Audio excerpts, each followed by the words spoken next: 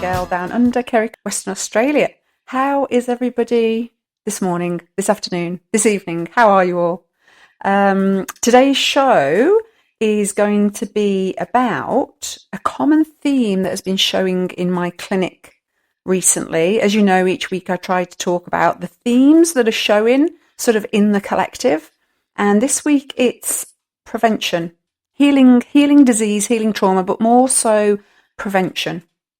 So what I've noticed is that people just aren't doing the most basic things in life to prevent illness and disease. And we're very quick to go to the doctor and take a pill because it's a quick fix. We're not very good at doing all the things that we need to do to prevent disease. And for those of you who have listened to my show before, I always walk the walk. I don't just talk the talk.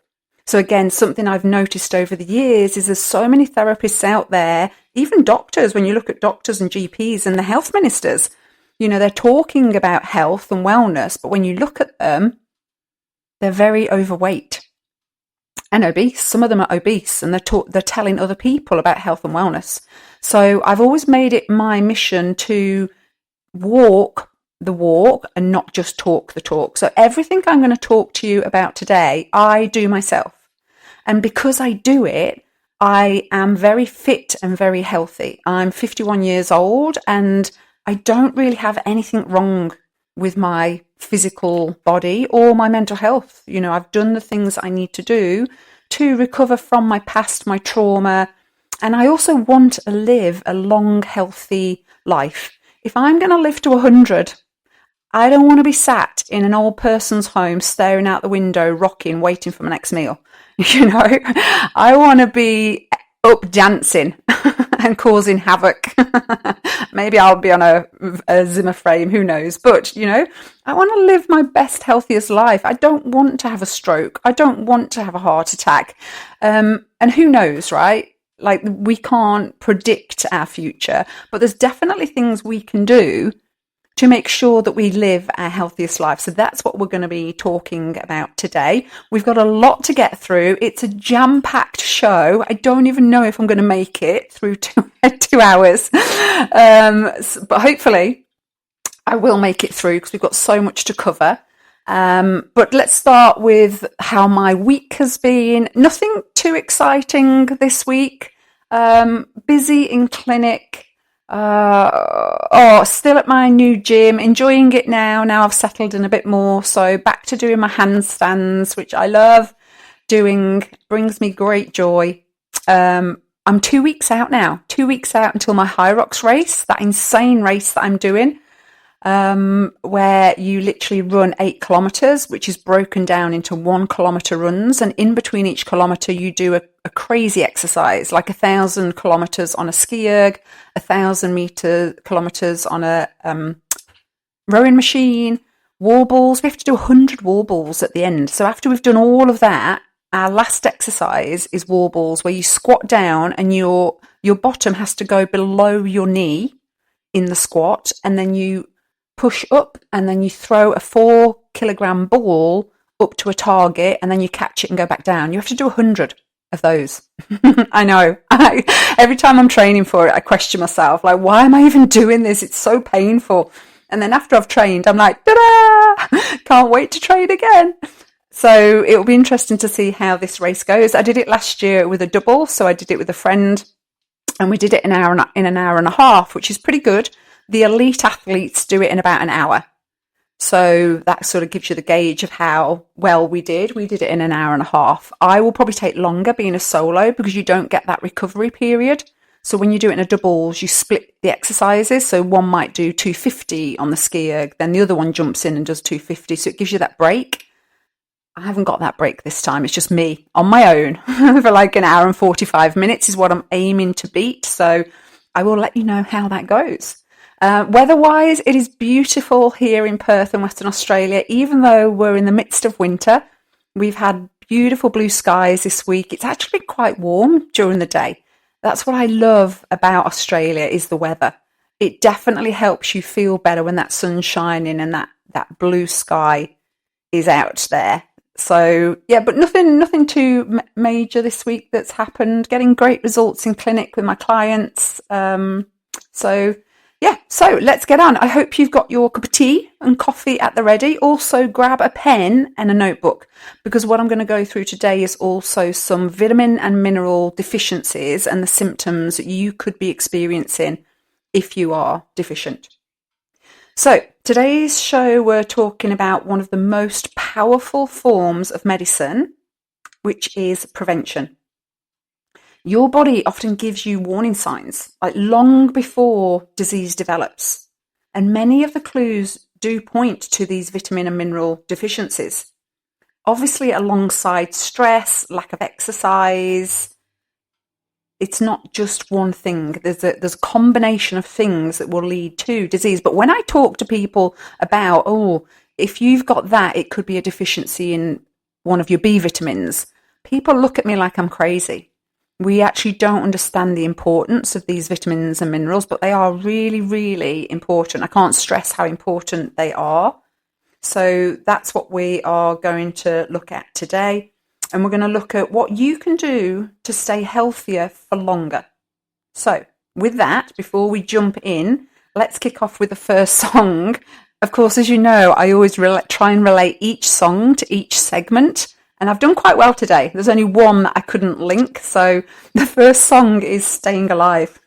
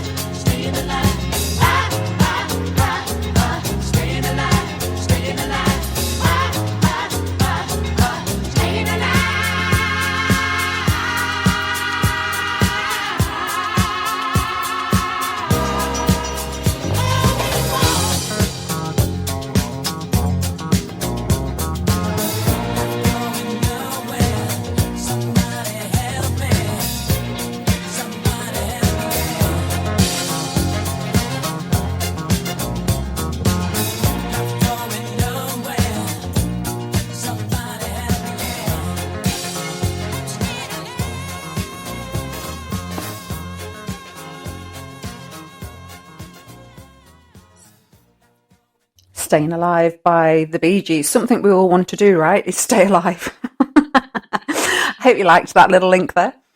So let's get back to it. So there's an old story from ancient China that doctors were paid a regular fee while everyone remained healthy. And if somebody in that family became ill, the payments stopped until that person recovered. So it was the doctor's job to prevent disease and not simply to treat it. Now, look, whether that was a common practice or not, the story reflects a timeless truth, right? That the highest goal of medicine is not treating disease, but preventing it in the first place. And the world we live in today is the opposite of this. Many of us are simply just not doing the basics, and then we're wondering why we're ill. And then we run to the doctor, and the doctor prescribes us a pill to treat the symptoms. So let's look at some of the stats on disease, shall we? So, obesity. So in Australia, 67% of Australian adults, that's 2 out of 3, are now classed as overweight or obese. That's crazy, isn't it? Like 2 out of 3 people are classed as obese. 30 years ago, it was 1 in 2. And then if we look at heart disease, so in Australia, again, Australia's leading single cause of death for around 45,000 Australians that die each year is obesity and type 2 diabetes. And this is now becoming one of the major drivers of heart disease. That's a lot of people, huh? And then when we look at strokes is one of the things I fear the most. But because I worked in hospitals when I was in my late teens, and so I saw, being a physio assistant, we had to work with the stroke victims, obviously, to do their what we call passive movements. When they had a stroke and they were lying in the hospital bed, out of it, we would have to go and do their movements, exercise, move their shoulders, move their legs, move their hips, so that they didn't stiffen up. And then once they came to, we would then have to obviously get them back up and walking again, because a lot of them had lost the use of one of the sides of their body. So it was our job to get them up walking, get them exercising. So I saw the effects of people having strokes, and I was always like, do you know what? If that happens to me, just get rid of me. I do not want to live through that. So that's one of the factors that drives me in my health and wellness. I just think back to those moments of what I've witnessed with the people in the old people's home and people in hospitals, and I'm like, yeah, nah, that's not for me, thank you. So strokes, around 27,000 Australians experience a stroke every year. That's one every 19 minutes. That's insane, hey? And while stroke deaths have fallen substantially over recent decades because of faster treatment and better prevention, stroke does remain one of Australia's leading causes of disability. You see, so some people do now live after having a stroke, but they're then left with, not being able to use their arm, not being able to walk. Some of them don't walk correctly. They end up dragging their foot, or having to wear a brace, a leg brace. So it's a lot, hey. And then let's look at cancer. So cancer, 1 in 2 Australians will be diagnosed with cancer by the age of 85. 1 in 2. And don't forget, just because this is Australian stats, when I've looked at America and the UK, it's all very similar now. All the stats are sort of very, very similar. So more than 170,000 Aussies each year, that will get diagnosed with cancer. So whilst we're getting better at treating cancer, preventing it remains one of the biggest opportunities. Being overweight and obese has now actually overtaken smoking in Australia's preventable risk factor for ill health and death. How crazy is that? So years ago, it was smoking that was one of the highest causes, and that's now been overtaken by being overweight and obese. I wonder if we're getting more overweight and obese because we're not smoking. Because when you speak to smokers and they say that part of it is having that habit of doing something with your hands, and once they stop doing that, they then have to replace it with something else, which is often eating. So I wonder if that's what's causing the issue that we've stopped smoking, but now we're overeating, guys.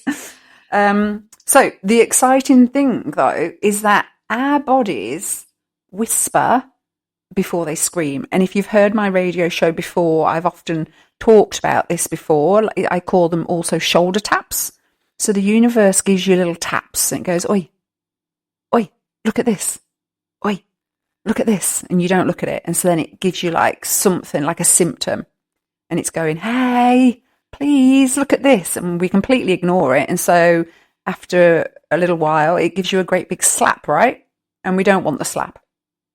So long before disease develops, we might notice something like fatigue or brittle nails, muscle cramps, poor immunity, slow wound healing. And that's not just signs of getting older.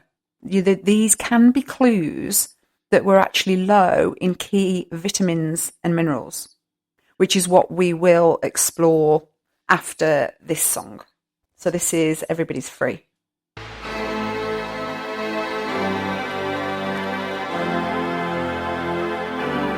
Everybody's free to feel good. Everybody's free to feel good. Everybody's free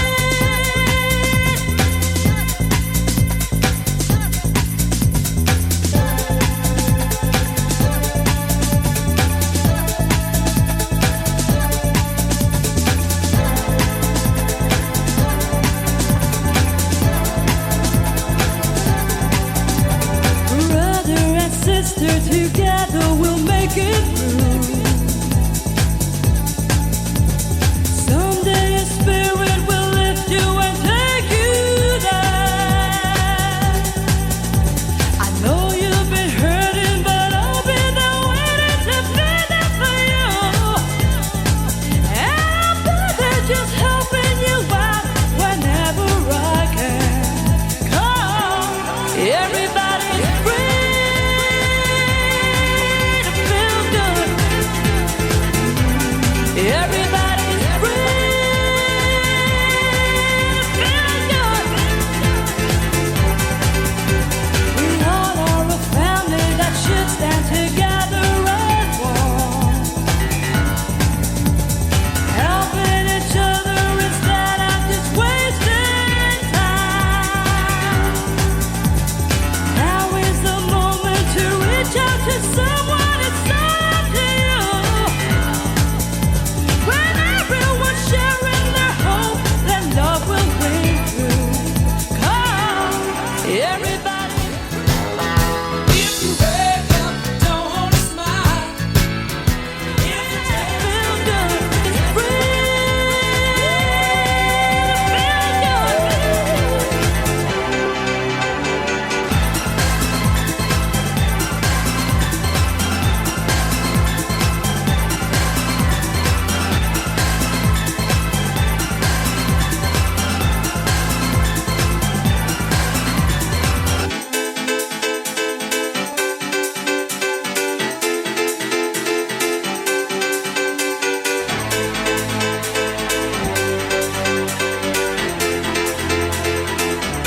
Everybody's free to feel good. Everybody's free to feel good. Everybody's free to feel good.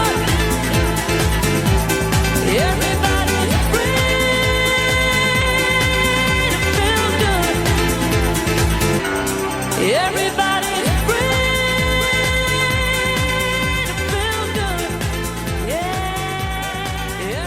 Everybody's Free by Rosella. And of course, we are all free to do what we want. And I'm just going to say a quick welcome to those of you who have just joined us. I've just seen the figures shoot up a little bit. So welcome in. Kerry Christie coming live from Perth in Western Australia. And today we're talking about how do we prevent or how do we help ourselves if we have got some form of illness or disease at the moment. And the reason I'm talking about this is because it's something that I keep seeing in my clinic and amongst friends, to be honest, is we have these illnesses or we have something going wrong in our body, and we're very quick to either go to the doctor and get something prescribed, or we're constantly researching and trying to find how to cure the symptom.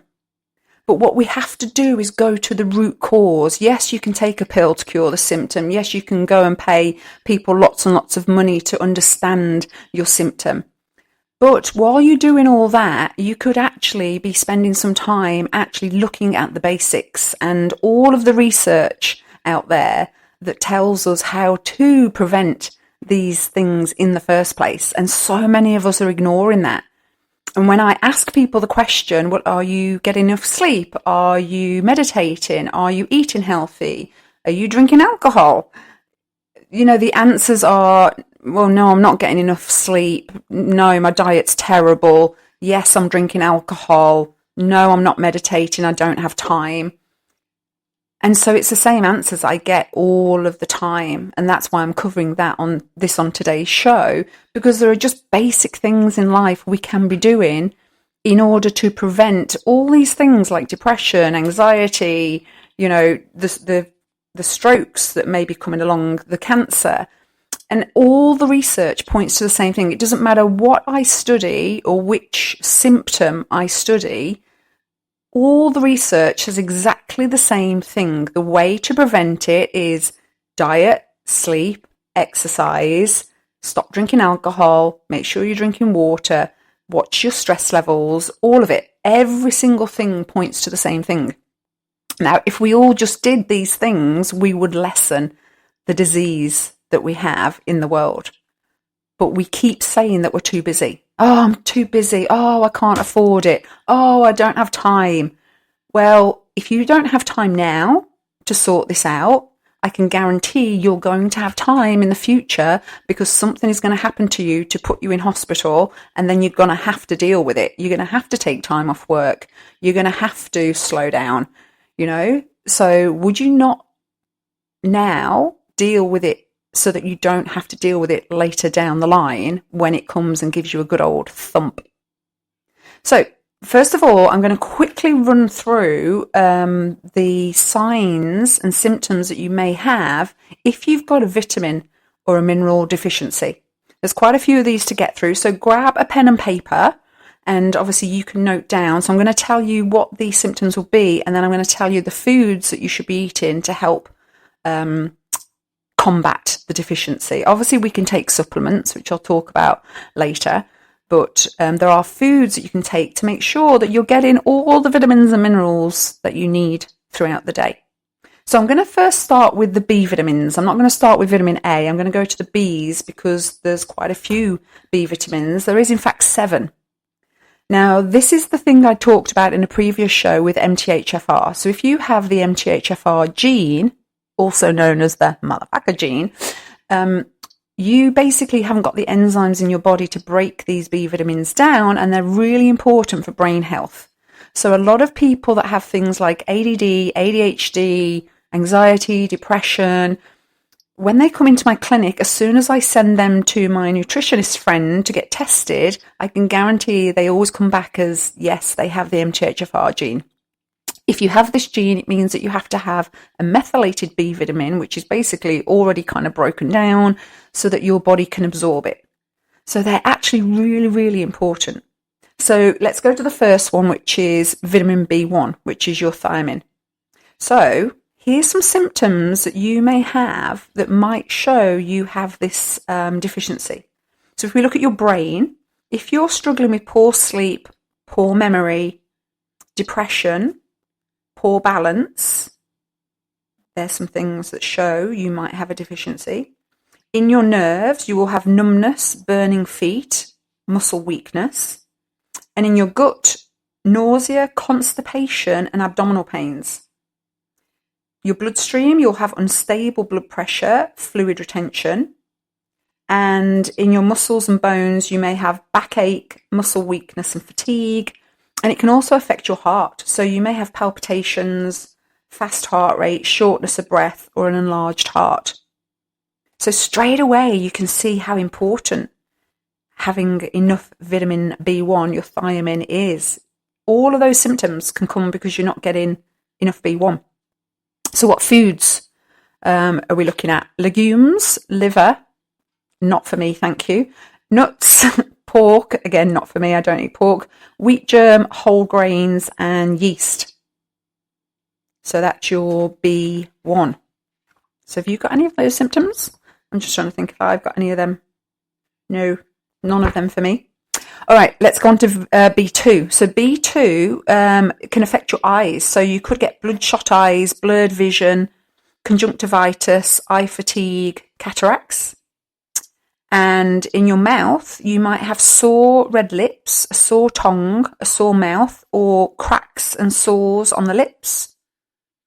Blood, you might be anemic. And then nerves and muscle, excessive feeling of cold and pain.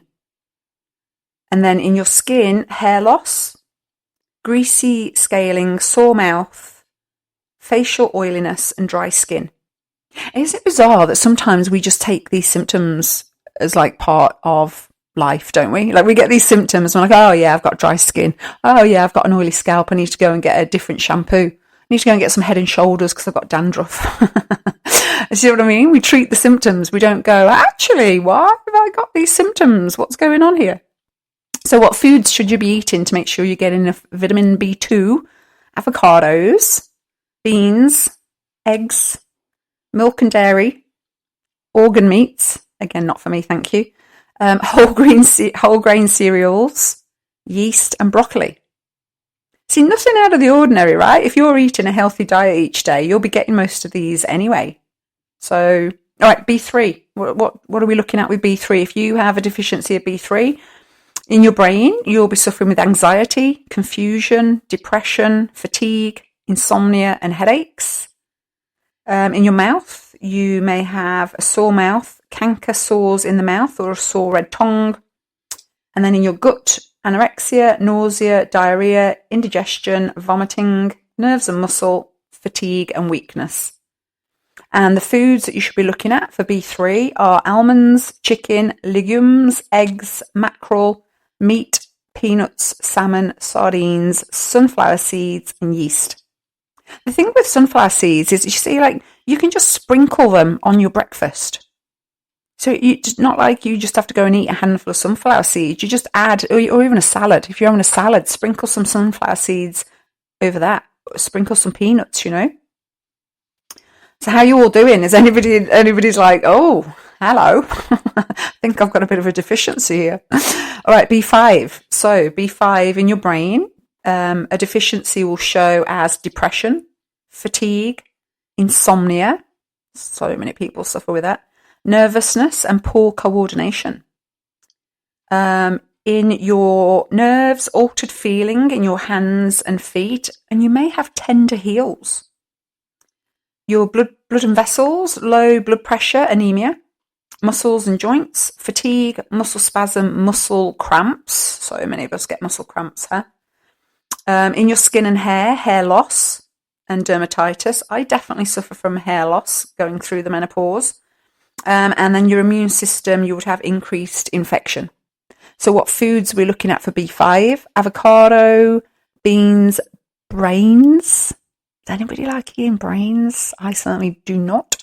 Egg yolk, green veggies, liver, lobsters, milk, mushrooms, oranges, royal jelly, sweet potato, and whole grain. There you go. That covers your B5. What about B6? So B6, a deficiency in your brain would show again as depression. Do you see what I mean with the MTHFR gene? When people come to me that are suffering with depression and anxiety, and I don't mean recently, as in they've only just, they've just discovered they're depressed and they've had it for a week. I'm talking about people that have had it like for weeks, months. And no matter what they can do and how good their life is, they cannot get out of this depression. You see, all these B vitamins, the deficiencies lead to depression. So depression, fatigue, irritability, insomnia, poor balance and confusion. Your muscles will be fatigued, weakness, and you could have carpal tunnel. Who'd have thought that carpal tunnel was linked to a vitamin deficiency? Hey, in your blood, you would be anemic or you have fluid retention. And on your skin, pimples, sore mouth, dermatitis, facial oiliness. Again, how many women go to skin clinics when they've got this? They've got pimples and facial oiliness and they go and have a facial when really they should be looking at their vitamin deficiency. You could get kidney stones if you have a deficiency in B6. And then with your gut, you would have abdominal pain, anorexia, nausea. The foods you need to eat are brewer's yeast, cereal, chicken, egg yolk, legumes, mackerel, oatmeal, offal, peanuts, salmon, tuna, and walnuts. So as you can see, as I'm reading out the food lists, like it's not that hard to get the essential vitamins into your body. It's things that we should be just eating every day. Right, let's go on to folate. So this is the one that really is involved in the MTHFR gene. So things that it causes in the brain: poor sleep, poor memory, irritability, headaches, depression. There it goes again. Mental sluggishness. Skin, you would get cracks on the lips and skin irritation. In your gut, you may be constipated, have a red tongue or cracks on the lips. Nerves and muscle, restless legs. I do occasionally get restless legs. And bone and joint, you may get rheumatoid arthritis and osteoporosis. I wonder how many doctors look into this before, prescribing pills for people with osteoarthritis and rheumatoid arthritis. Right, foods to eat: beans, eggs, green leafy veg, lentils, organ meats, and yeast. And then B12 is the last B vitamin. So the signs of a B12 deficiency: joints, you would have bursitis; brain, mood swings, dizziness, poor memory, irritability, depression, restlessness; blood, anemia. In your skin, you would see brown areas over your joints. In your nerves and muscle, tingling in the nerves, restlessness, weakness. In the mental, the brain, paranoia, schizophrenia, temper outbursts, dementia, negative thinking, psychosis, and violence. And the gut, sore tongue, pale smooth tongue, nausea, diarrhea. So you see how important B12 is. And just to note as well with B12, so if you are a vegan or a vegetarian, you will struggle to get B12 because it's basically mainly in meats. I'm going to read out some things here that it's also in. So you do have to supplement B12. And again, I have had friends in the past who have been vegan, vegetarian, and when I've shown them this list of things, they've gone, oh yeah, I've got all of that, because they're deficient in the B12. So how do you get B12? Brain? No, thank you. Clams, egg yolk, herring, kidney, liver, meat, milk, oysters, salmon, and sardines. So as you can see, it's all to do with dairy. So you've got to supplement that if you're a vegan. It's so important to supplement that if you're a vegan or a vegetarian.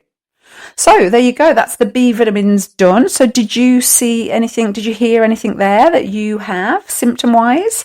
And remember, I've just got to say this before we go on. Always go and see somebody. If you are worried, go and see a nutritionist or a naturopath and get help with this. You've got to be very careful supplementing too. And I wouldn't just go to the supermarket and buy a cheap, crappy supplement, because half the time they haven't even got in them what they say they've got in them. I would go and buy a more expensive one, but a researched one, or one that's sold by a nutritionist or a naturopath, because they're going to be the best ones. All right, let's get on to the next song then. As being as insomnia came up quite a bit in those B vitamins, we're going to play Insomnia.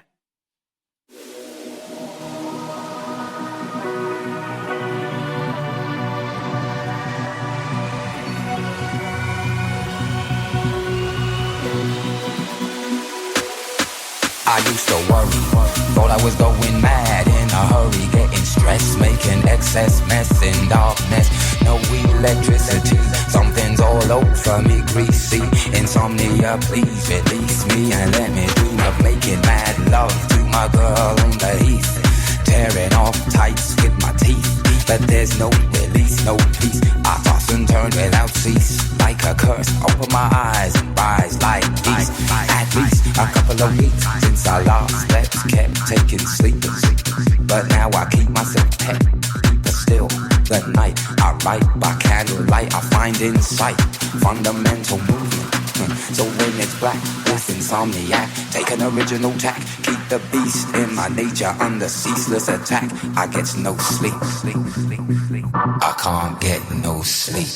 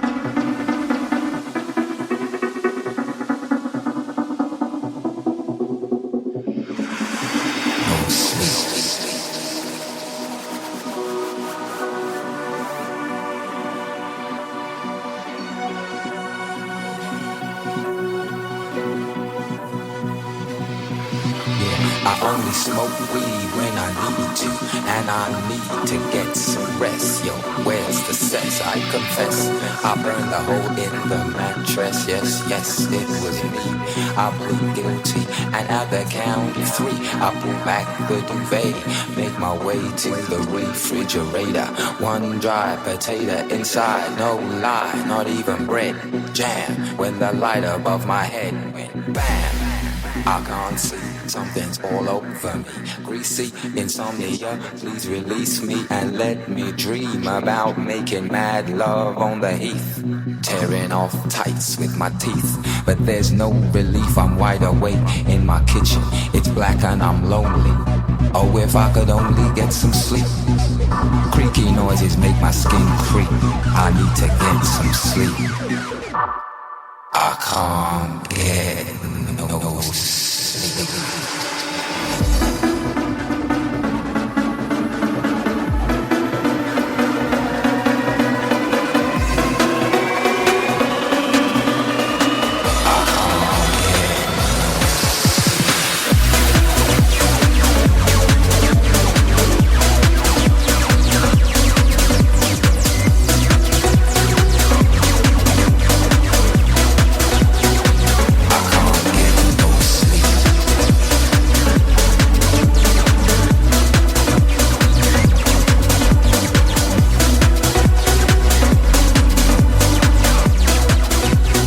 Faithless insomnia. I can't get no sleep. He says I'm wide awake. Yeah, that's me because I'm going through menopause.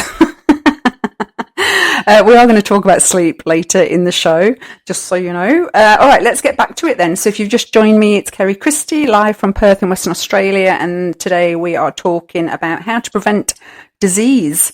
And at the moment, we're just covering the vitamins and the essential vitamins and minerals that we need to help us prevent these diseases and symptoms. So we are now on vitamin C and vitamin D, which are the vitamins that a lot of people talk about, we know about. We know that when you get a cold, people say to you, make sure you get your vitamin C.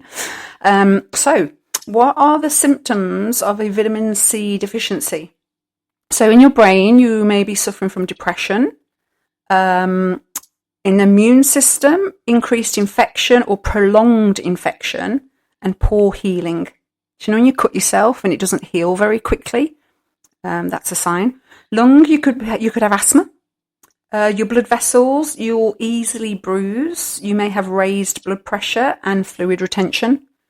Bones, you'll have soft bones. Muscles and joints, painful joints. Weakness, and skin and hair, rough skin, bleeding gums, scurvy. And what foods do we need to eat to get our vitamin C into us naturally? So black currants. I haven't had black currants for a very long time. I wonder if they do frozen ones. I'll have to have a look. Broccoli, citrus fruit, guava, parsley, peppers, capsicum, as we call them in Australia. Pineapple, potatoes, raw cabbage. I guess you could put it in a salad. Rose hips and strawberries. Love strawberries. So that's your vitamin C. So do you recognise any of those symptoms there? Are you carrying any of those symptoms? And then vitamin D. So a deficiency in vitamin D. In your bones, you'll have arthritis, osteoporosis. In your brain, insomnia.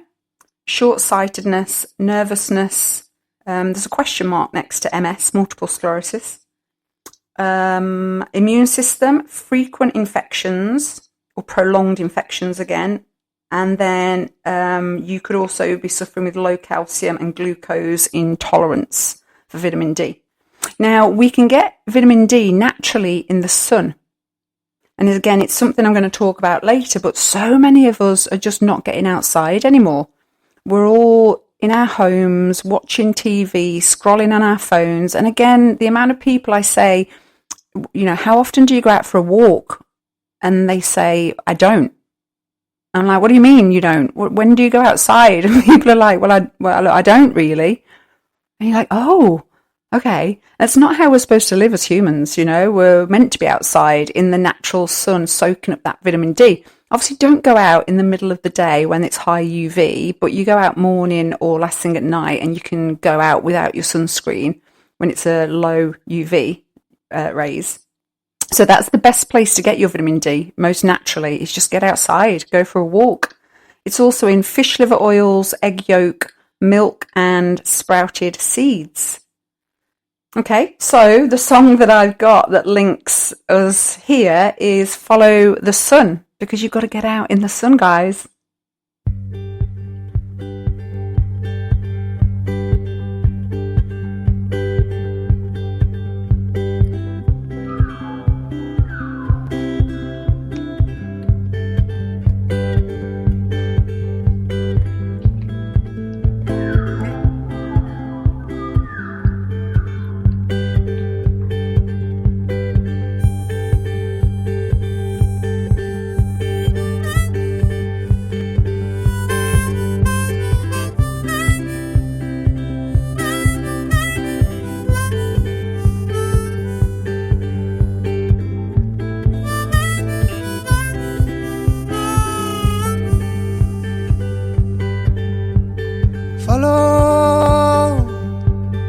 Follow the sun, and which way the wind blows when this day is done.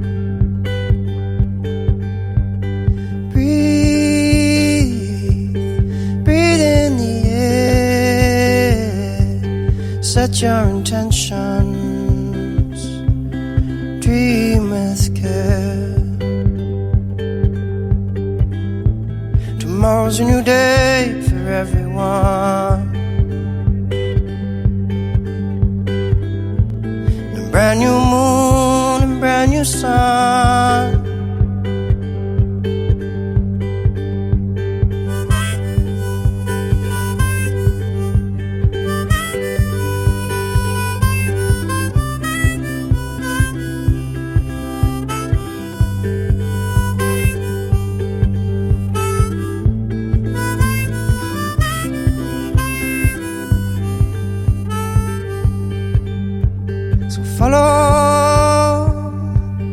Follow the sun, the direction of the birds, the direction of love.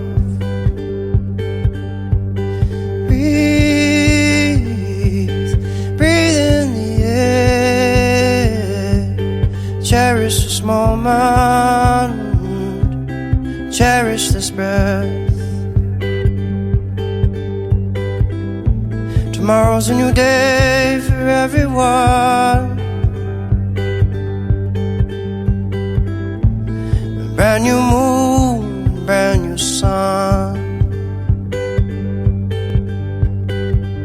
When you feel life coming down on you like a heavy weight, when you feel this crazy society adding to the strain, take a stroll to the nearest water's edge. Remember your place. Many moons have risen and fallen long before you came. So which way is the wind blowing? And what does your heart say?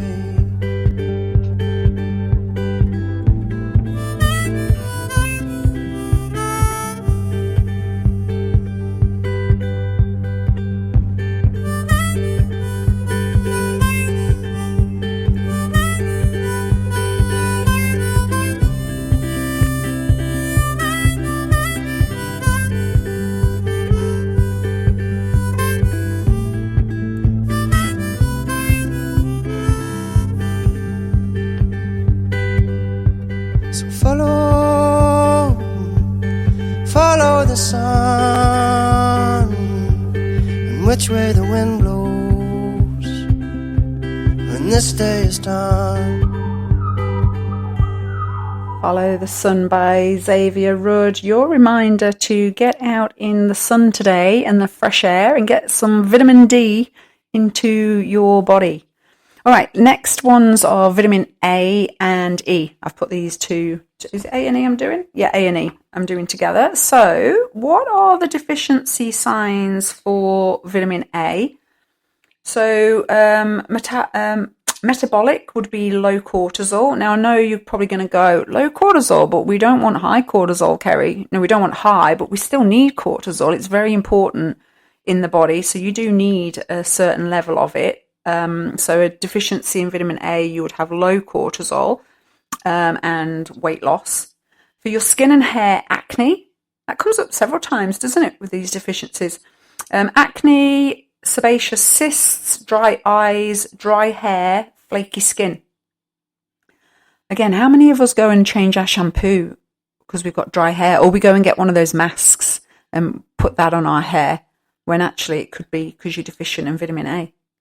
Eyes, night blindness, conjunctivitis, corneal ulcers, or poor tear production. And then your immune system would be colds, ear infections, gastroenteritis? Yeah. Thrush, boils, sinusitis, delayed healing, prolonged infections, and your senses, poor taste and poor smell. Who would have known that that was linked to a vitamin deficiency, vitamin A deficiency? So what foods can you eat if you've got any of those symptoms? So apricots, carrots, fish liver oils, cod, salmon, halibut, green leafy veg, liver, mint, and egg yolk. Eggs come up a lot, hey. All right, vitamin E. So what are the signs that you have a vitamin E deficiency? So for your blood, you would have fluid retention, anemia, nerves and muscle, loss of reflexes, poor balance, muscle wasting. Your metabolic is raised cholesterol. I know so many people that have high cholesterol. Liver and gallbladder would be chronic liver disease and gallbladder cirrhosis. And your senses, again, would be poor taste and poor smell. And for your immune system, colds, ear infections, thrush, boils, sinusitis, delayed healing, prolonged infection. So you see how some of them are very similar. Very, very similar symptoms. And then the foods that you need to be eating are almonds, beef, corn, egg yolk. There we go with the eggs again. Nuts, sunflower, and wheat germ. There you go. So what song is linked to this? Cold as Ice by Foreigner.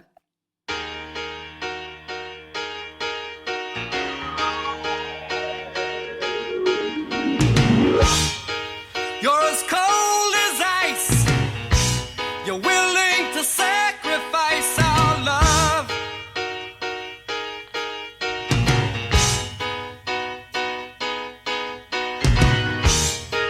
You never take advice.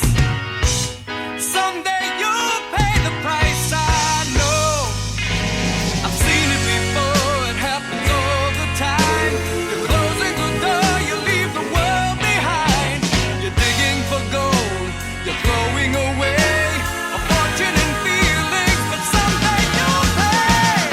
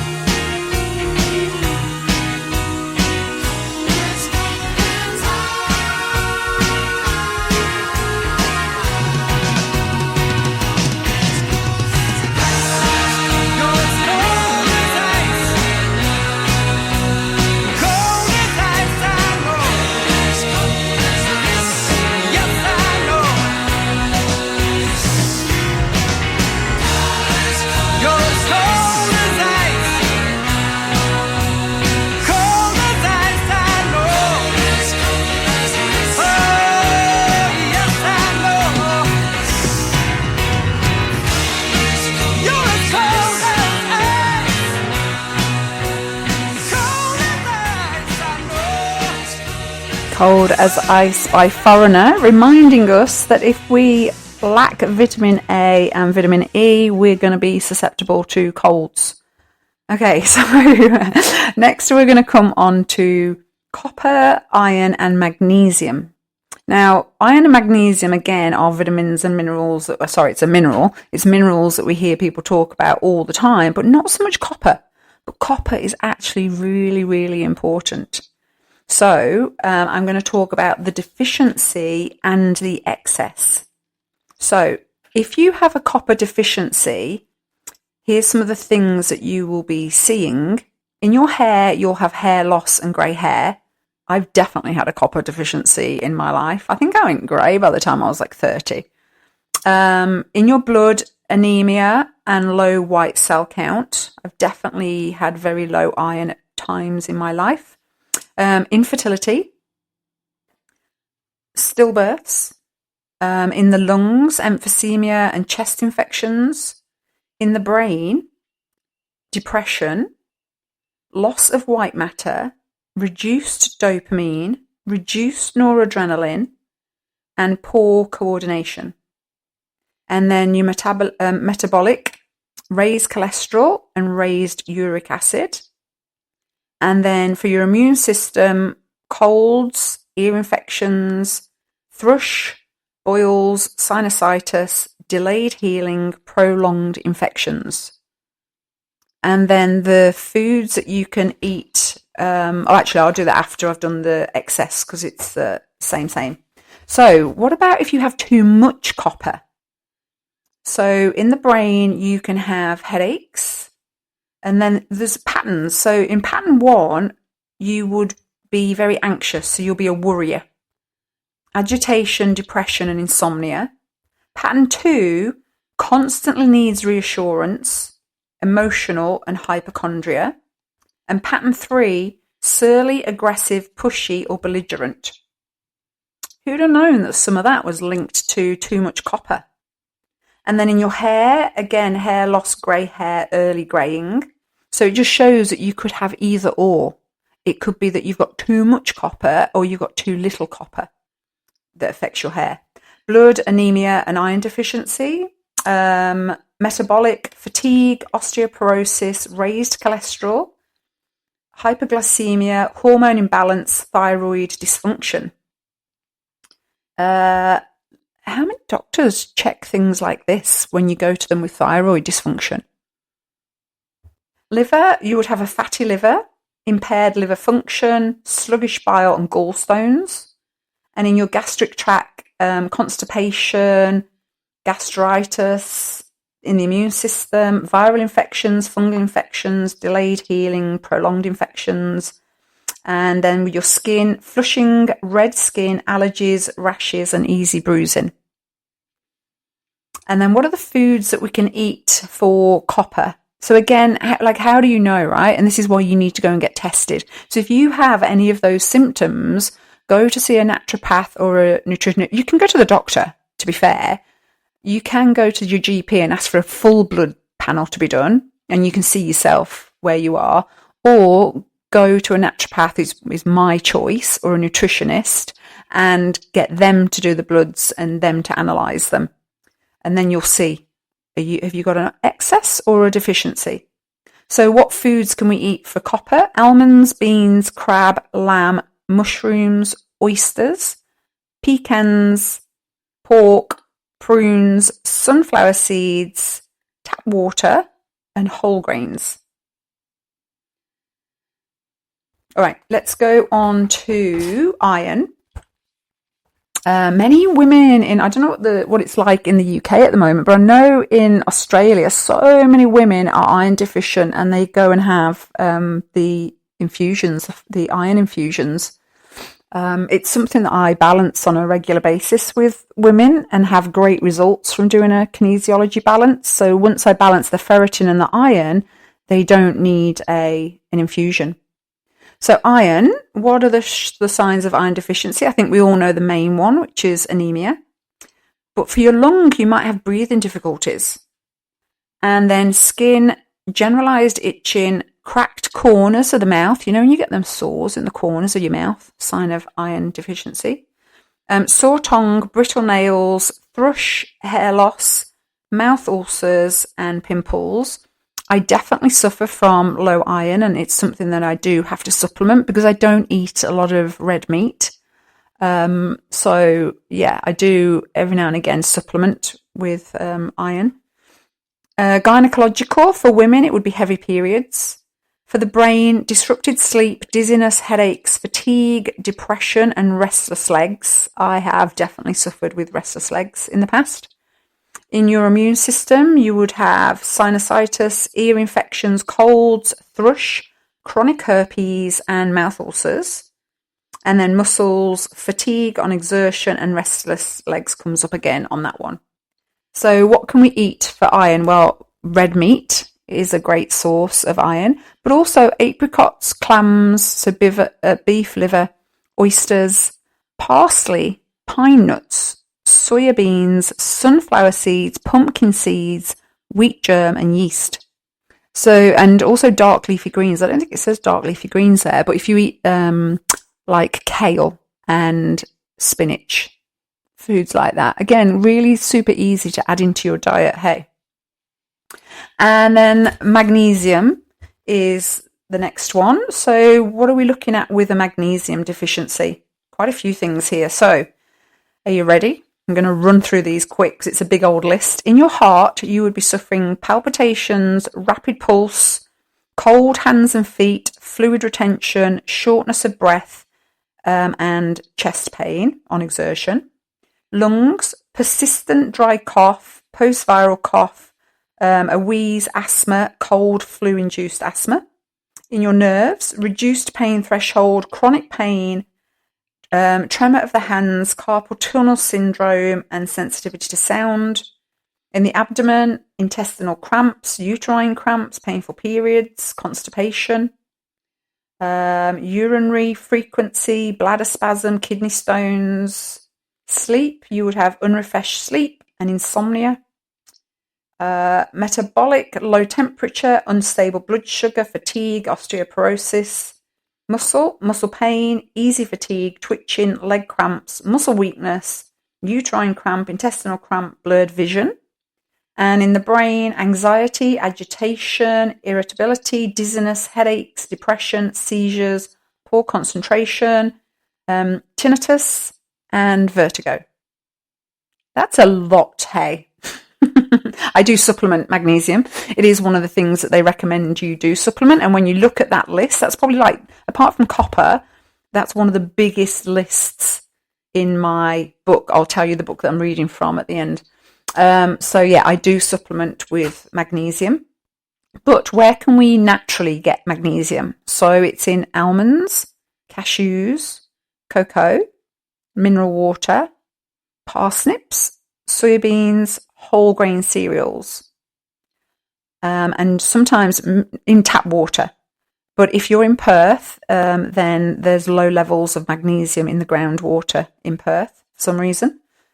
So with that, let's get on to the next song, which is Tired by Adele.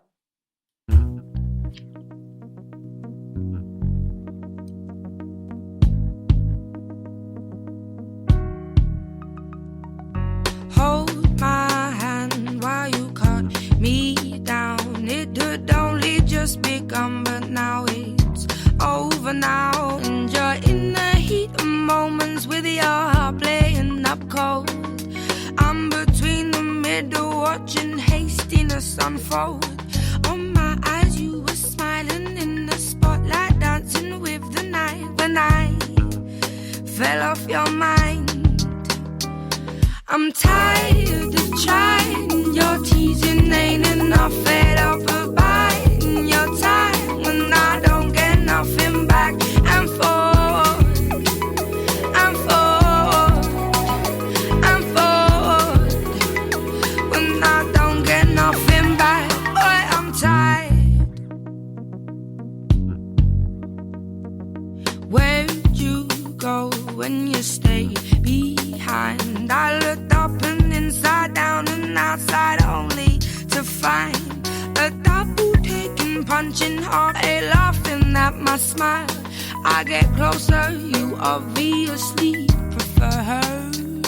I'm tired of trying, your teasing ain't enough. Fed up of buying your time when I don't get nothing back. I'm forward, I'm forward, I'm forward when I don't get nothing back. But I'm tired of trying, your teasing ain't enough. Fed up of buying your time when I don't get nothing back. I'm forward, I'm forward, I'm forward when I don't get nothing back. I am tired.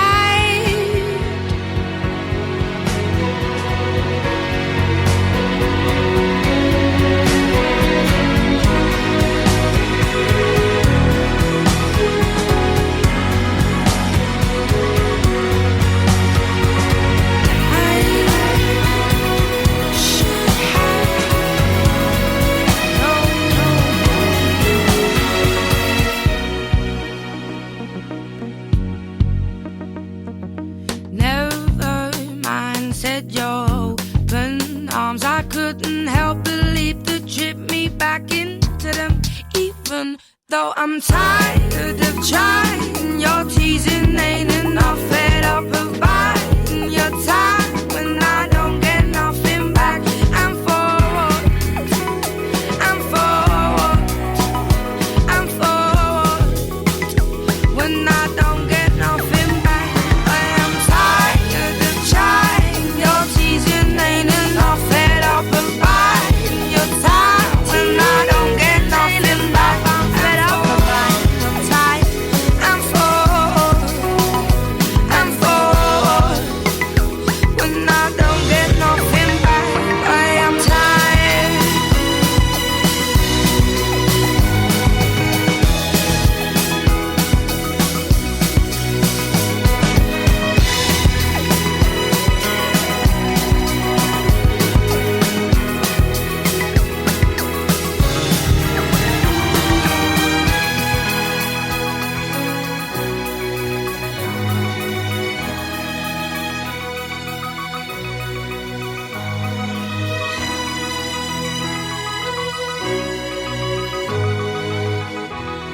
Adele reminding us that we could very well be tired if we do not get enough iron and magnesium in our diet.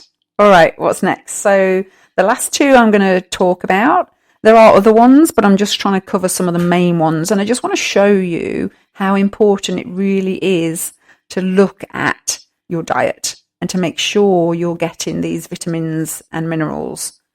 So the last two are selenium and zinc.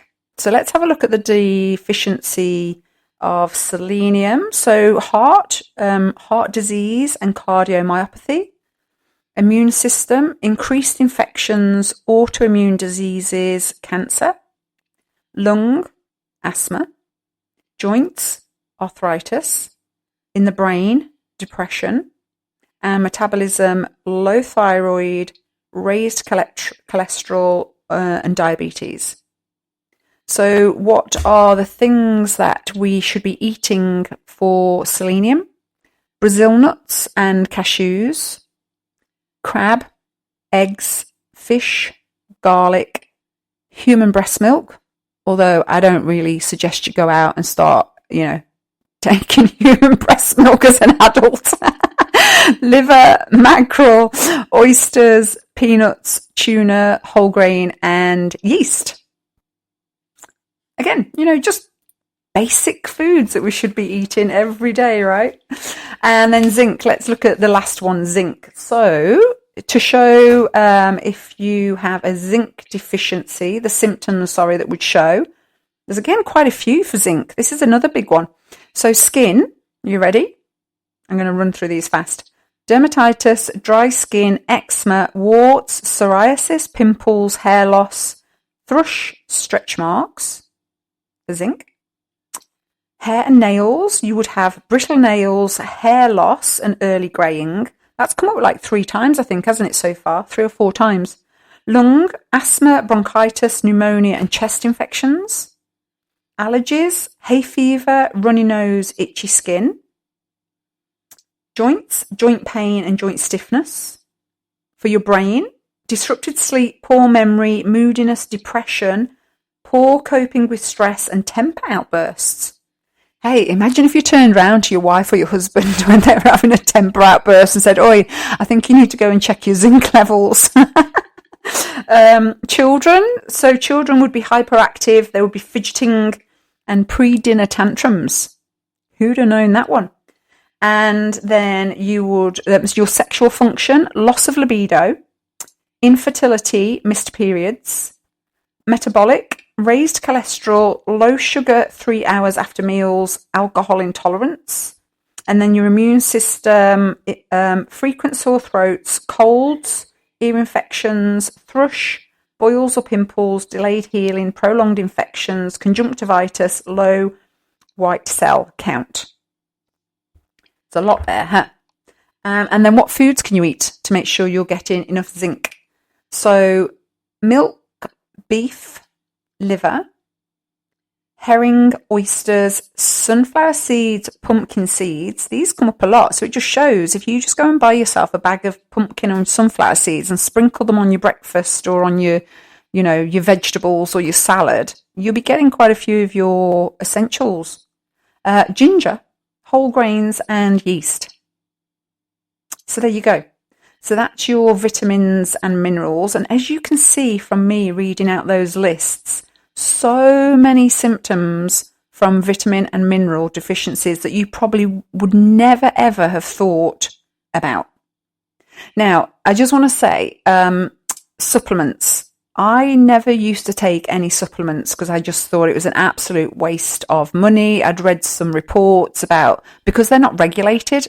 In Canada, they are, but in the rest of the world, I still believe that they're not regulated. So basically, they can have whatever they want in them. They could say that there's a certain level of that vitamin or mineral, and it might not be. But probably, was it a couple of years ago, I was getting heart palpitations again because of the amount of stress in my life. So I went to the doctor, got it tested, and she wanted to put me onto beta blockers. And I hate taking any form of any pills or anything like that. So I said to her, look, can I go away and sort this out first myself? Like, give me a few weeks or whatever, and then if I can't solve it, then we'll go ahead. And she said, yeah. So I went away. I went to my nutritionist and spoke with her, and she put me onto an iron supplement and B12 supplement. And within that month, my palpitations had stopped. Even though the stress hadn't stopped, the palpitations had. So then I started thinking, oh, maybe there is something in this supplementation. So now I take magnesium. It definitely helps me recover after exercise. I have noticed that since taking it, I'm not as sore. And what else do I take? I do occasionally take iron. I take a cod fish liver oil. That helps your bones, your joints. Cognitively, it helps as well. So I've got a bottle of that. So it's a liquid form that I take. And what else do I take? Creatine. There's lots of research coming out on creatine now. So I put a little scoop of that into my bottle of water every day. And I think that's it. I'm just looking around at my supplements. And cranberry. I sometimes take cranberry tablets to make sure that my urinary tract is healthy. So, again, be careful. Don't just go and randomly supplement. Like, try a supplement and see how it makes you feel. See if there is any difference. Go and see a doctor, get a full blood panel done, or go to see a nutritionist or a naturopath and get them to take the blood. Now, I also like hair analysis. There's lots of research out there that doing the hair analysis is actually better than taking the blood, because the vitamins and minerals can be in the blood, but it doesn't necessarily mean that your cells are uptaking them. And so with the hair analysis, they actually can see better if your cells, because it's in your hair, have been uptaking those vitamins and minerals. So you could even go and get that done. So be careful, and that's why we say the best thing is to eat a healthy diet, because if you're eating the healthy, varied diet, you're going to be getting them in natural forms, and they all work together.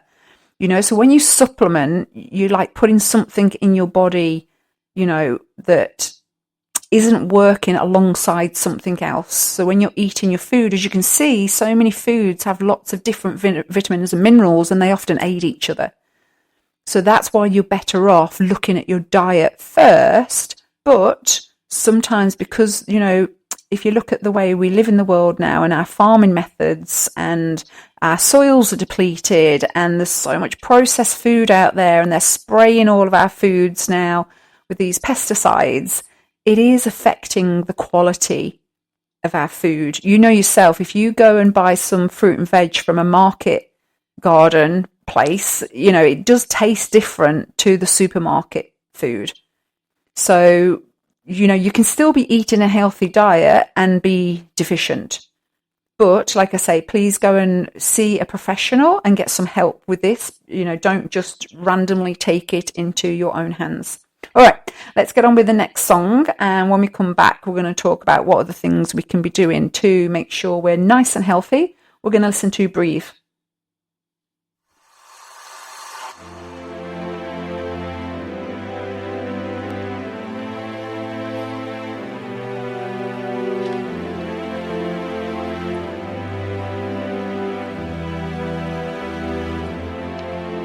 You're holding so much. I need you to breathe again. You have been holding so much. I need you to breathe again. Skin, I'm folding. Come in, my friend. You feel unsteady, but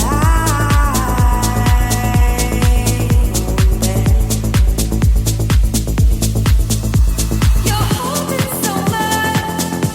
I need you to breathe again. You have been holding so much. I need you to breathe again.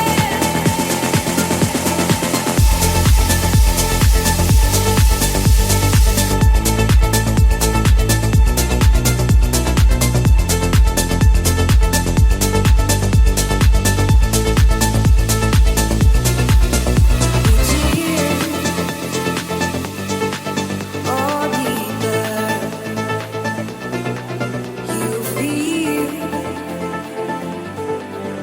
no pain in the sweet surrender. Alive once again. You're holding so much. I need you to breathe again. You have been holding so much. I need you to breathe again. You're holding so much. I need you to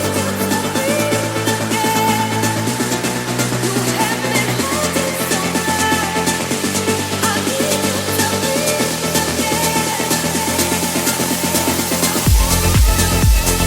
You have been holding so much.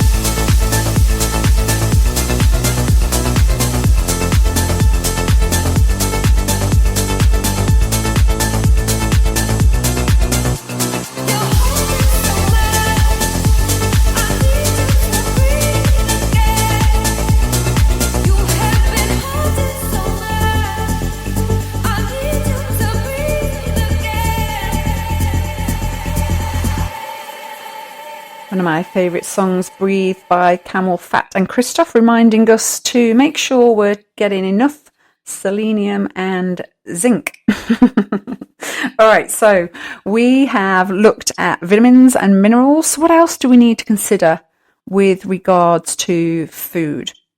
Now, I know there is so much overwhelming information out there, and this is why many years ago I went and studied nutrition, because I was seeing the same thing. One minute I was reading something that said, don't eat tomatoes. The next article, eat tomatoes. Don't eat eggs, eat eggs. And even when I talk to my clients, they're saying the same thing. Oh, I've read this and it says don't eat eggs. And I've read this and it says don't eat this. And there's so much information. And remember that a lot of this information is coming from people that aren't qualified. It's just somebody that's read something or heard something and then they're telling someone else to eat this or don't eat it. And even when we look at the people that are out there, you know, writing books, putting diets out there, they're making money from it. And so sometimes, you know, it's not 100% truth that they're talking. It's because it benefits their back pocket. So be very careful and, you know, listen to your intuition as well. And again, with foods, you can have people that can eat bananas and other people that can't. Some people can tolerate avocados, some people can't. There was an energy healer once that said her body couldn't tolerate organic food. So you'll hear experts saying, make sure you eat organic, or her body couldn't tolerate it at one point. So everybody's body is different. Just because one person can eat eggs, it doesn't mean that you can. The same with dairy, the same with gluten. I can tolerate dairy and gluten. Yes, I limit it, but do you know what? I'd rather eat gluten in my bread than that horrible gluten-free stuff, which is full of additives and preservatives. So, but again, it's what your body can tolerate, right? So the other thing that I see is people getting so concerned about things like, oh, don't eat strawberries because they're one of the most sprayed fruits. Don't eat celery. That what are they classed as? One of the dirty dozen or something? So it's the things that have been sprayed the most with pesticides. But what I'm finding is that people are getting too concerned, and I've had this said to me time and time again, oh, I shouldn't eat this because of this, and I should. But when you look at the person's diet, it's really not good in the first place. So what I say to people is, go and get the basics sorted first. That's where I started. So I went and sorted out my basic diet first, and then you can tweak it. There's no point worrying about eating something if you're not eating enough protein in your diet, if you're not even eating 3 good meals a day and getting enough calories into your diet. Why on earth are we worrying about strawberries being sprayed and, you know, whether we should be eating this food or that food? It's pointless. Same as people that are going vegan or vegetarian or going onto the carnivore diet. Sometimes they're doing that without anybody helping them and guiding them. They're just, again, listening to other people and what they do. And it's, as you've seen by what I've read out today, it's so important to make sure that you are getting these vitamins and minerals into your body. You've got to be careful when you're messing with your diet. So many of us go on diets with no guidance, no support, no professional helping us. And then we wonder why we are getting sick, huh? So when I was studying nutrition, they told us that one of the best studies, so there was a guy, I mentioned it in another show, who went around the world and looked at the countries that had the people who were living the longest. And what they were doing was eating a Mediterranean diet.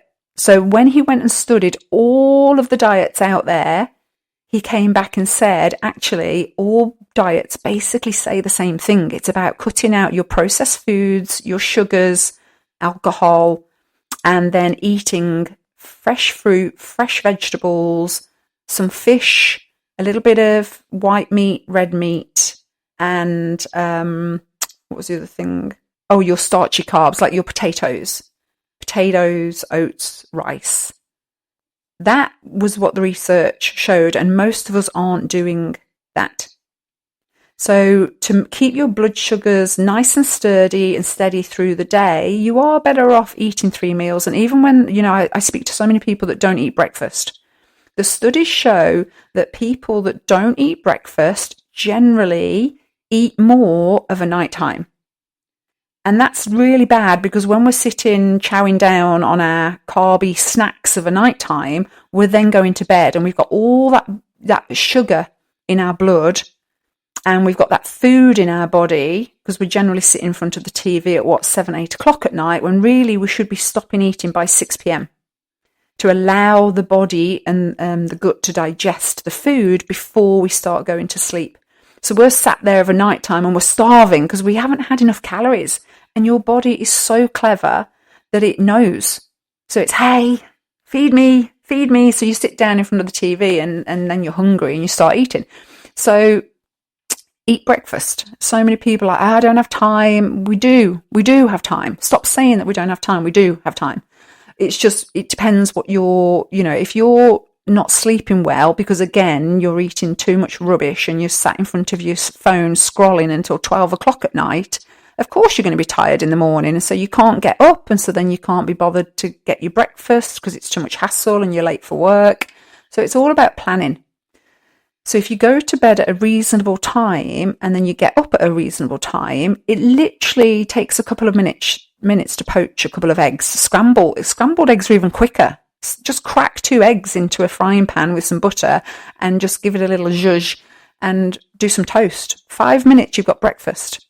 Making a smoothie again takes 5 minutes. Stick some fresh berries, some spinach or some kale into a blender, add some water or some coconut milk, add a banana if you want banana, and I add oats for my starchy carbs.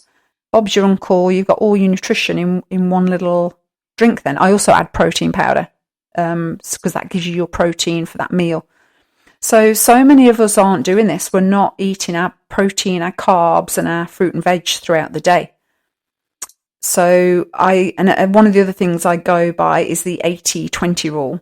So 80% of the time, my diet is very good and 20% of the time, not so. But when I say not so, there's still certain things I will never, ever put in my mouth.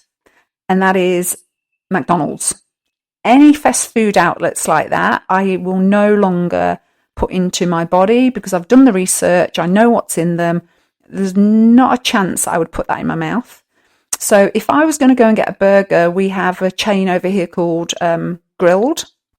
And it is basically just a chicken breast with the lettuce, the tomato, and then a bun. But even that I limit. So I might do that on a Saturday. Or I might we've got a British chip shop here. And so sometimes I'll have some British chips. Or I might have a pizza. But it's still pretty fresh things that I'm eating, and it's only occasional. I don't keep snacks in my house because if I keep them in the cupboard, they're going to shout to me, Kerry, come and eat me. So I just don't. If I was to keep anything, it would be popcorn, some salted popcorn, and snack on that. Or I will make myself some protein balls. I've got them in my freezer at the moment. I made some raspberry ones and some blueberry ones, and I put them in the freezer, and every now and again I pull one out, let it defrost, and then I eat that. So it gives me that little sweetness, but there's nothing unhealthy in that protein ball. Again, it's all good for me. So that's where I want you to start. Start with the basics. Are you eating breakfast? Are you eating lunch? Are you eating dinner? Are you stopping eating by 6 p.m? So it gives your gut time to digest that food before you go to sleep. And what's the other thing? Yeah, that's it. So finish by 6 and then get up and then eat your breakfast. Again, with people with the fasting at the moment, this whole thing with fasting. You can't fast if you're not eating the correct food when you're not fasting. So again, that's the trend at the moment. We're all fasting. Now, I've heard I'm doing a 3-day water fast. And then when you go back to eating, you're eating a load of processed food and you're only eating 1 meal a day. Your body is going to suffer. So again, if you want to do a fast, you need to get some help with that and do it correctly. All right, so with that, let's get on to the next film. I couldn't find a song to match the food section, so I found this funny one. It's by Bananas in Pajamas. I say, isn't it time for lunch? I've got a rumble in my tummy, and I'm getting rather hungry. Has someone got want some bread, or some fruit would do instead. Perhaps a little cheese. Oh, give me something, please, 'cause there's rumble in my tummy. And I'm very, very hungry. I'd love a cup of soup. I'd even eat some gloop. If I had a little bite, I'd be feeling quite alright. But this rumble in my tummy, it's because I'm also hungry. Oh, something for a rat. Oh, this will do, and that. And a sausage with some mustard, and a dish of creamy custard. I'll soon stop that rumble in my tummy, 'cause this food looks very, very yummy. And I think this Danish pastry couldn't be more tasty, while this bowl of strawberry ice is exceptionally nice. Oh, you know that rumble in my tummy. Oh, well, I'm feeling slightly funny. I think it was the cake and that great big juicy steak, while the plate of yellow jelly did something to my belly. Oh, 'cause there's a grumble in my tummy.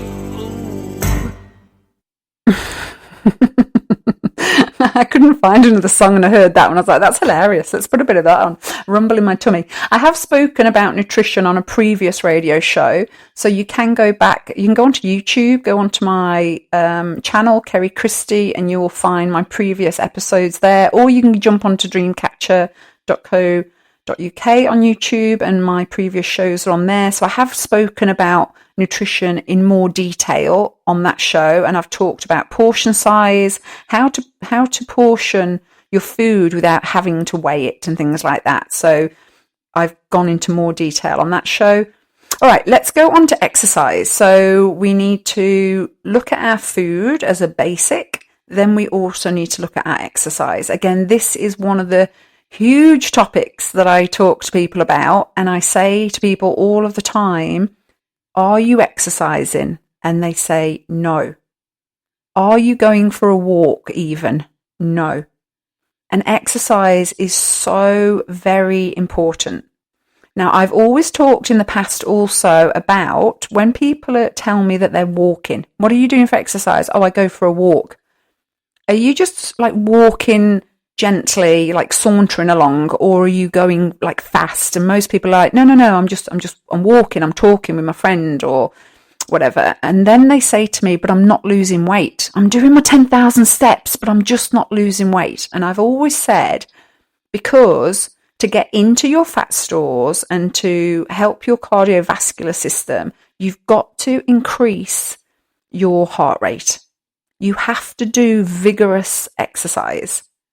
So no amount of walking is going to get into them fat. I mean, it is, but you're going to have to walk a lot longer than 10,000 steps. And just to let you know, the 10,000 steps was just made up by a Japanese company. Do you even know that isn't actual? It's not actually a thing. A Japanese company that was selling pedometers made that up in order to sell the pedometers. So there we all are thinking we've got to do 10,000 steps a day. And no, it was just a sales technique. So you're actually better off exercising vigorously for 10 minutes. And there was a Mel Robbins podcast that I listened to this week with a doctor on who said exactly the same thing that I've been saying for years. You've got to go and increase that heart rate. And what she was saying is if you go and do that for 10 minutes a day, that's the same as doing 60 minutes moderate exercise. Now, moderate exercise is you can still talk, but you would have to take a breath as you're talking.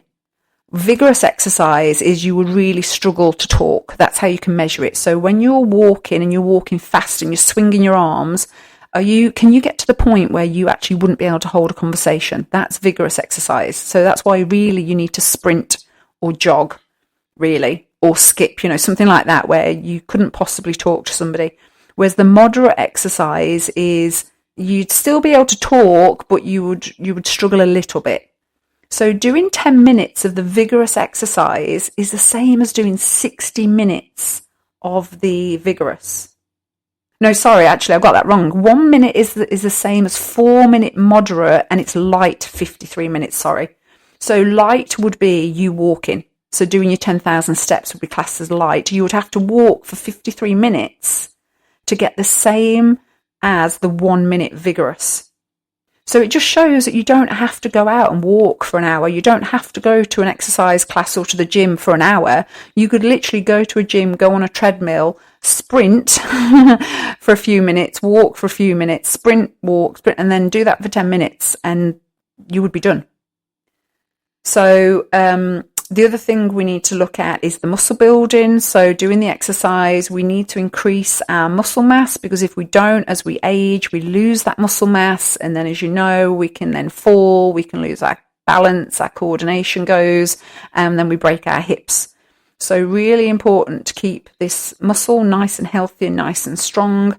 Exercise also gives you natural endorphins. So again, if you're struggling with depression, you need to go out and exercise and move your body, and you will get that natural release. That's the one thing that really helped me through my, last 7-8 years, is simply going to the gym and moving my body and getting that natural release. And nobody ever says they regretted a workout. No one ever goes to the gym and goes, oh, I really regret going to the gym tonight. We don't. We love it. You know that when you come out from that exercise class that you feel great. And it's something I've witnessed over the years being a Zumba instructor, the amount of women that are not consistent. They often come to class 1 week, they don't come the next week, they come the next week, they don't come for a few weeks.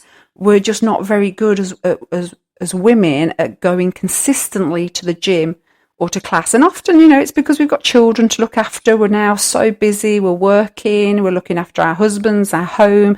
The last thing we want to do is go out and exercise.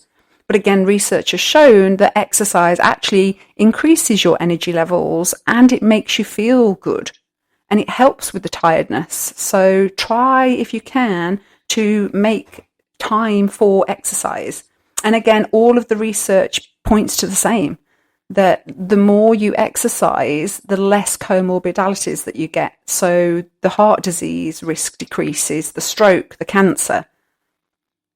So if you can, the research shows 3.5 hours of exercise a week is what we should really be aiming for. And I know that sounds a lot, but if you put that into, 24 hours times 7 days a week, 3.5 hours actually isn't that much. And if you even break it down further and do the 10 minutes a day, 10 minutes of your day to look after your beautiful human body is not that much, is it? So try that. If you haven't got time, if you haven't got the hour, then just go for a really fast walk, or just do a little bit of sprinting, or go for a swim, or just buy a skipping rope. Buy a skipping rope and skip. That accelerates your heart rate. Or a bike. If you're a bit older and you can't take that, then go and buy yourself a cheap bike and go out on a bike. All right, with that, let's get on to the next song, which is, of course, Physical.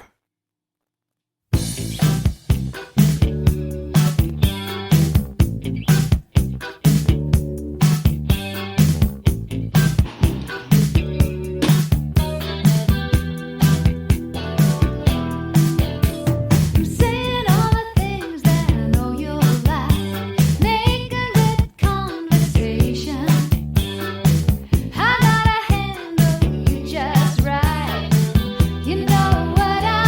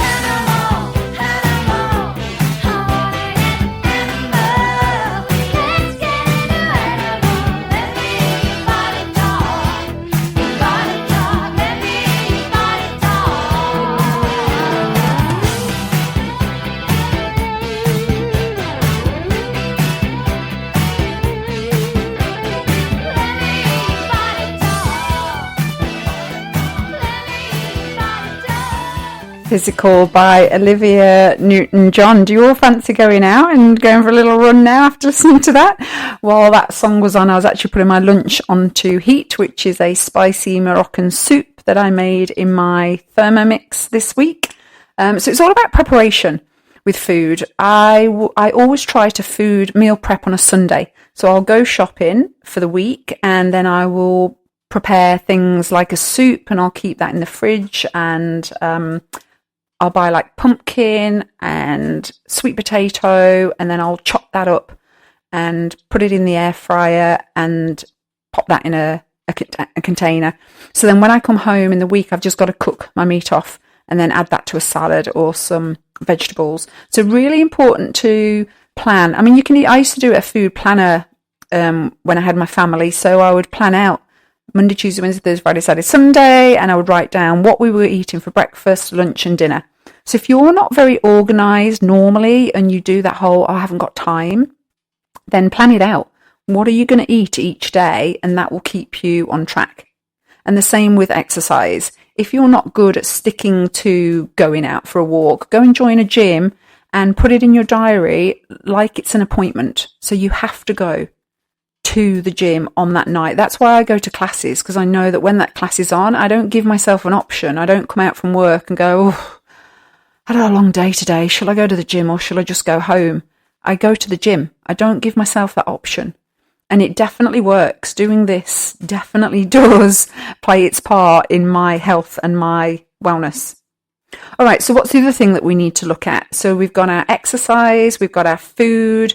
The other thing is sleep. So 4 in 10 people aren't getting enough sleep, and it's becoming one of the biggest health challenges. We do need 7 to 9 hours to function at our best. And poor sleep is actually linked to increased risk of heart disease, type 2 diabetes, high blood pressure, obesity, depression, anxiety, decreased immune function, and poor concentration. So all those people out there that are saying, well, I only need 5 hours, I can function. No, you can't. They're researching it now, and they're saying we do need between 7 to 9 hours of sleep every night. It's also affecting our memory, and we're getting more workplace and road accidents due to lack of sleep. A recent study from the Flinders University and Sleep Health Foundation found the biggest reason for the lack of sleep is technology use. And anxiety and worry is causing that as well. But it's not surprising, is it, that technology is starting to affect our sleep, because we're now all scrolling on our phones constantly. So research is also showing that it's not just how long you sleep, but it's how well and how consistently you sleep. So 6.5 to 7 hours of good regular sleep is healthier than someone that's getting like 8 hours of fragmented, poor quality. We spend about a third of our lives asleep. Yet many of us still think of sleep as a luxury. And the science is now telling us it's one of the most powerful forms of preventative medicine that we have. Who would have known that, hey, that sleep can affect us so much? Now, don't forget, if you're lying awake at night, we don't just blame stress. It can be linked to what we've talked about previously, so nutritional issues as well. Low magnesium, low iron, low vitamin D, B12, low zinc are all associated with poor sleep and restless nights, but also is stress and anxiety, right? Even menopause for us women, it definitely does affect your sleep. There's nights you'll get into bed and you cannot fall asleep, and then you randomly wake up at like 2, 3 in the morning and lie there wide awake. So there's lots of factors that can affect sleep. Caffeine is also a big one. Caffeine is actually one of the biggest ones with nutrition. Caffeine and alcohol are the things that stop your body mostly absorbing your vitamins and your minerals. And again, I see this with lots of people who have these diseases, these illnesses. They're doing all the research and they're going out, buying this and buying that and trying this. but they're not actually stopping the alcohol. So many of my clients are still drinking, but really shouldn't be. And if we cut the alcohol out, you would definitely see an improvement in your health and wellness. So what can we do for sleep? So we'll need to get a good sleep hygiene. So that means that you go to sleep every night at the same time and you wake up every morning at the same time, if possible. Now, I know some people do shift work and you can't do that, or there might be other reasons, but mostly we're all getting into bed and then scrolling on our phones. So instead of, the melatonin being released, which is the hormone that starts inducing the sleep, you've now got this bright light going into your eyes and then the melatonin isn't getting released. So that is affecting our sleep. So a good sleep hygiene would be, if you can, get into bed at a reasonable time. So before midnight would be great. And then wake up, set your alarm for the same time. So you're getting the same amount of hours sleep every day. And make sure that your room is nice and cool, not too warm. And if you're struggling to sleep, put on some meditation. Like meditation would be great. I'm going to talk about that in a moment, but meditate would be great. And, try not to go on your phone if you can't sleep. Put some music on that makes you fall asleep. So with that, let's get on to the next song, which is Sweet Dreams.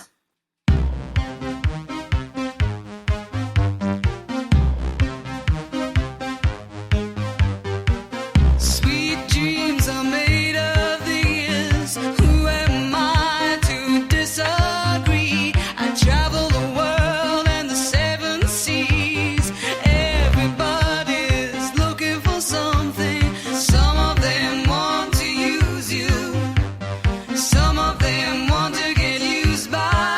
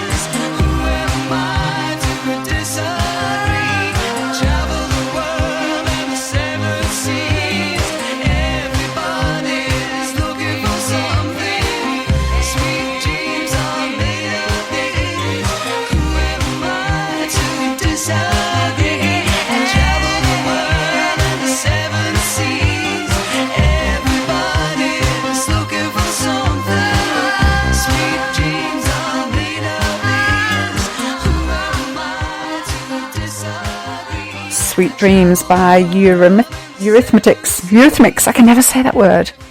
Do you find you have a word in life that you can never just say? That's one of mine. Okay, so the basics are making sure you're eating a healthy diet, making sure that you are exercising, drinking water. I haven't covered drinking water, but many of us aren't drinking enough water. So at least 2 litres of water a day. Your body needs that. So go and buy yourself a little bottle and keep it with you at all times and sip that. But of course, the other thing that we need to manage is our stress, right? So years ago when I was looking at why do people still, fall over and have a heart attack when they're healthy, when they're eating a good diet, they're exercising, but they're still falling over dead? Well, stress, right? Stress is one of the biggest things that causes death. So that's why when I started studying kinesiology, it kind of all made sense, because it was like, well, there's got to be another element, because we know that healthy people also suffer. So what is it? And then when we started looking at dealing with the past and reducing your stress, that made more sense then. So you have to do all these things in combination. So eat healthy diet, move your body, but also manage your stress levels. So 1 in 2 Australians report experiencing stress that affects their daily life. So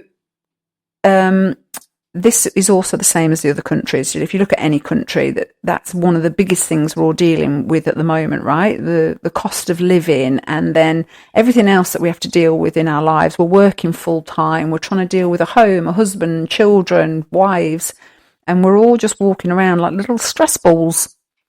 So long-term stress is actually associated with an increased risk of heart disease, high blood pressure, type 2 diabetes, depression and anxiety, weakened immunity, poor sleep, and digestive disorders. So how can we manage this stress? So one of the newest systemic reviews and meta-analyses examined 17 randomized controlled trials involving 1,641 adults. So that's a big old study, right? And the researchers found that mindfulness-based meditation did actually produce significantly lower stress levels, and the benefits were seen across all ages, countries, and delivery methods. Interesting. Hey. So 10 to 20 minutes of slow breathing or meditation can actually help you to lower your heart rate, reduce your blood pressure, calm your nervous system, reduce cortisol, and increase your parasympathetic activity, which is your rest and digest. The parasympathetic is rest, digest. So that actually helps that. And then they've also done brain imaging studies, which found that regular meditation was associated with better emotional regulation, improved attention and concentration, and then there was less activity in brain networks involved in rumination and worry. So basically, you can't always control what happens around you, but you can train your body how to respond to it. So as we've all seen throughout our lives, you can't stop stress. There's always going to be something that comes along that stresses you. But what I found over the years with meditation is it does help me to control the way I'm reacting to that stress. So I do live in this more peaceful world now, because I kind of understand that I don't have control over everything that happens to me in my life. But with the meditation, I do find that I can focus, I can concentrate more so. And as I said, I don't generally have much wrong with my body. Yes, I might get a symptom or two, but then I go to my kinesiologist to deal with that. So I'm always getting to the root cause of my issues that come up. And that's what we need to do, right? Is go and get to the root cause of, is it a vitamin and a mineral deficiency? Are you not eating the right foods? Have you had a virus or a toxin in your environment? Or is it simply that you've had some trauma and you're not dealing with it? You haven't faced it. And so that means that the universe is going to keep giving you that lesson, which is going to stress you out until you master it. So sometimes it's as simple as going to your kinesiology session and having a look at what is the emotion that you're experiencing now, and where did you experience that in the past? What pattern are you carrying in your life that you haven't dealt with? And that can sometimes just help de-stress you. I know when I come out from my kinesiology balances, I always feel like I'm walking on a cloud. I'm like, that's better.